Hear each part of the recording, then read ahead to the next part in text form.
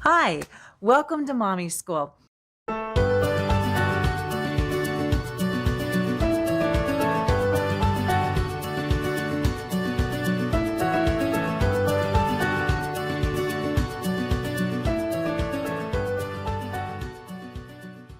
I'm Deanna, and this month's theme is facing our fears. I love the spring. I love the way it smells. I love that we get to go outside every day and we start off in our winter clothing and we end up in our shorts. It's just a wonderful season that represents transition. And that's a lot of what facing our fears is transitioning from the things that would paralyze us to the areas of our lives that we can have victory in. So we're going to take the next couple of weeks with some mini sessions, and I don't know what to call these. This isn't it's not really a Bible study, but we're basing it all on the Word. They're just short. It's not really counseling, but we're using counseling tools to apply with the Word so that we have authentic life transformation. We don't want to be just hearers of the Word and then don't do anything about it. We want to be doers of the Word so that the good news that we hear is applied into our lives and we are changed from it. You know, in seasons past, we've been able to go and sit under Bible studies and sit in our pews at church and hear the Word. And on Monday morning, we can't remember what that message even was. I don't want this to be like that. We are in a season of our lives where we need to know the Word. We need to apply it in our lives. We need to be transformed by it. And then we're going to watch this happen in our own families. We're going to take back our homes. And we're going to teach our girlfriends how to do this. We're going to teach our children so that it's not a one generation process, so that it's written on our hearts. And we know how to teach from generation to generation to generation so that our great grandchildren are repeating the lessons that you're learning here today. So I'm going to make these as simple and applicable as possible. We're going to work on one main concept. You're busy. I'm busy. We've got babies and grandchildren and lives and lots of things to be able to squish in here. But you are the most important one right now. We've got to get the oxygen on you. And we're going to start by taking back peace. The kingdom of God is peace and joy and righteousness. And in a day and age where the world is upside down, where right is wrong and wrong is right, we've got pandemics that are hitting the globe. And with that, all the face masks, the economic shutdown. I don't know how many of you lost your job, but it definitely impacted, my entire business plan. I plan things out in triplicate. I love planners for my planners. And all of my planners were devastated this year. I kept thinking, I am such a loser. Why can't I get anything done? And then one day it dawned on me, well, I am not a loser. The whole world is upside down. There's a little bit of panic going on for everybody. Life changed. So when you can look at that and stop and think about what's going on, you can reevaluate the actions and the steps you need to take for tomorrow. That's two of the things that's going on. At the same time, we have political upheaval. And with that, we have a counterculture revolution that's taking place. That's most of the areas of our 7 essential elements that are required for emotional safety. And you'll hear a lot about those. I'm a forerunner in that field. But what that is that God wired us with survival instincts. And there are seven different arenas that if we're not comfortable in, we get stuck in a fight or flight response. Now, the wild thing about that is that most of these are felt on a subconscious level. We have 400 billion, stimuli that are hitting our brain every single second. So you're not aware consciously of most of the things that are taking place subconsciously or unconsciously. So we are in an ultimate survival state. You see all the anger that's been hitting the streets. Well, there's a lot of reasons for that, but part of it, people are scared. You see, anger is a secondary response. That's a secondary emotion. Anger is not your root emotion. If you find anger and you look back and you start uncovering the root causes of that, you will find fear, insecurity, insignificance. You'll find all of the core elements of what makes us a person that's been assaulted. So anger is the response that comes out. We have an angry world because we have a fearful world. So we're going to take a look at this. And again, we're going to take it in bite sizes. I trust and hope that if you're getting this video, that you went and you downloaded your worksheets. Yes. So it's not just a Bible study. It's not just counseling tools that I'm going to give to you in these worksheets, but it's also a class. You know, going back to, we have been called to go and make disciples of all nations. And one of the results that we're seeing in our nation right now is that we abdicated that to government agencies, to schools, to churches. You were called to go and make disciples of all nations, starting with your own children, starting with your girlfriends. You see, we used to have this awesome thing called a knitting circle. And this is where the grandmas, the moms, the daughters, the daughter-in-laws, the grandbabies, the neighbor next door, Auntie Melba, Auntie Louise, they all came. And they made quilts and they knit things for people. They created stuff. They were together. They had community. And the grandmas taught the moms, and the moms taught their daughters. We haven't had this for generations. So moms, grandmas, as you listen to this, I want you to consider who is in your life. You know, I love that you're allowing me to mentor you and to share some of these skills. I have a degree in psychology, and so I love this. I love that the word and how God made our brain, they are compatible.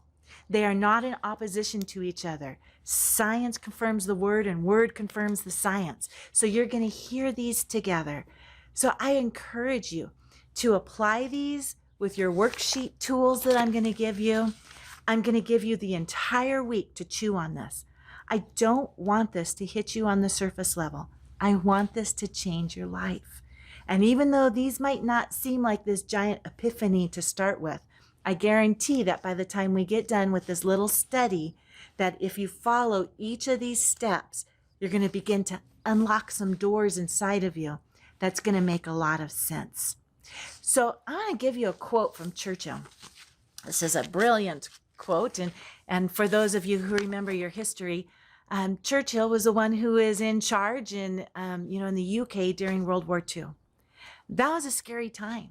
Europe was devastated. You know, England was on the verge of collapse, and Churchill told his people, he said, fear is a reaction and courage is a decision. Let me say it again. Fear is a reaction and courage is a decision. This month, I want you to choose courage. And we can restate this one more way. Fear is a reaction. Faith is a decision. We have courage and we have faith because we have a God who has given us promises. Sometimes we believe in the power of Satan more than we believe in the power of God. And we hear the lies and we believe them. You know, a lie only works if you choose to believe it. Then it's real. Then it's real to you.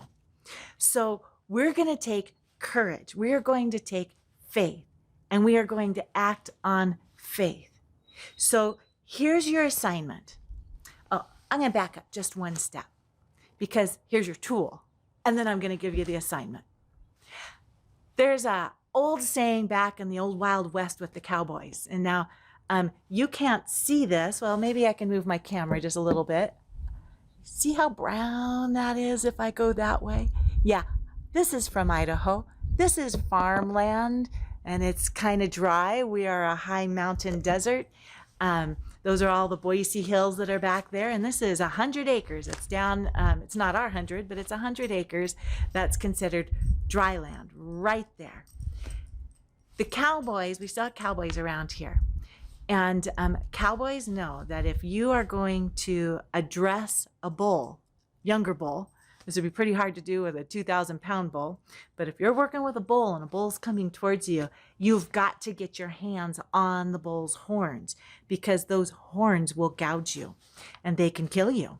And when we first moved back here to Idaho, that indeed happened to one of my husband's family friends. Someone that was in the neighborhood was squished and gored. And so it happens. You got to grab the bull by the horns. Now, this became, a saying down through, the generations, that it means if you have something that's hard that's in your life, stop running from it. You got to turn around. You got to grab that bull by the horns, and you got to tackle it down.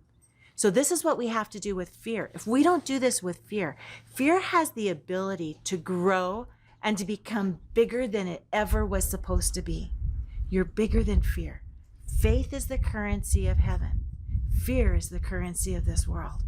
We don't enter into it. Remember, the kingdom of God is peace. It's not a fear. It's peace. You bring the kingdom to you and to your home when you choose the choice again, when you choose peace, even in the middle of the panic. We can do this.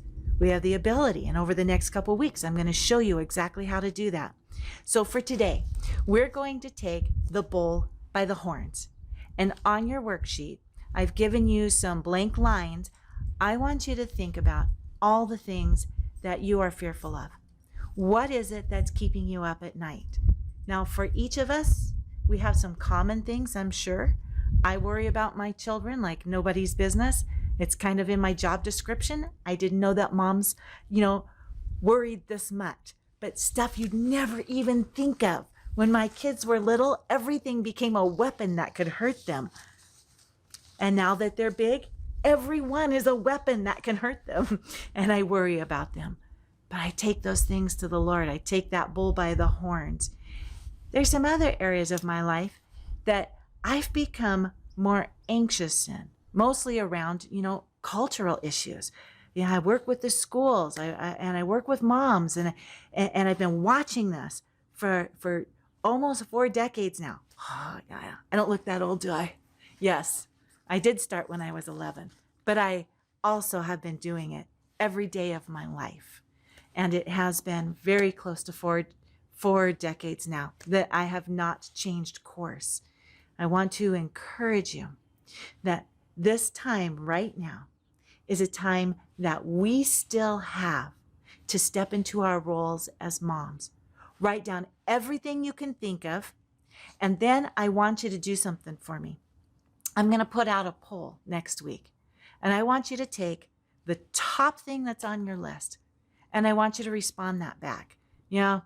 If I don't have it on the poll, then just put it in the comments, and maybe that's a better spot. Maybe I'll just leave a comment. But I want you to put that down there to make sure that I am hitting the right issues specifically for you. I have a pretty good idea because I'm a mom. I know the current events that are going on. I know the different political things that are going on. So I think I got us covered, but I want to make sure. And if it's something that I'm not addressing, if there's something that I see that you're wrestling with, and you don't need to put your name, or you can silently message me if you would rather do that. But I want to make sure that I've got the right tools that'll be able to help you, or at least point you in the right direction. So your assignment is write down your fears, leave it in a comment somewhere along the line when you see the question come up next week.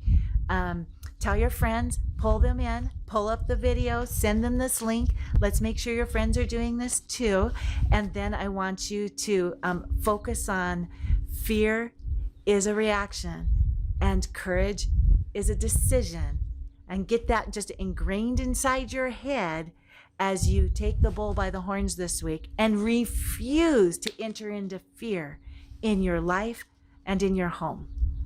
All right, so exciting. We're going to do this. It's going to be great. And I'm also going to tell you about some resources that you can teach your children these exact same tools. So I'm just going to add that on to the end of the video or something so you can see what they are.